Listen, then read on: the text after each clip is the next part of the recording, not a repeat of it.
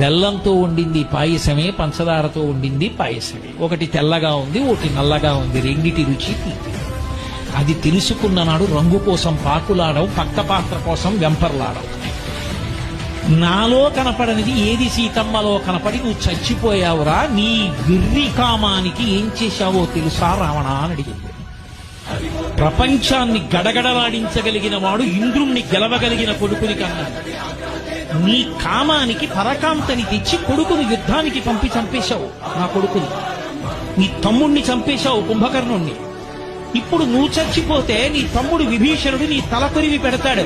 రేపు నీ చచ్చిపోతే నాకు తలకొరివి పెట్టే కొడుకుని మిగల్చకుండా చచ్చిపోయిన దౌర్భాగ్యుడా, నీ కామం నిన్ను చంపింది.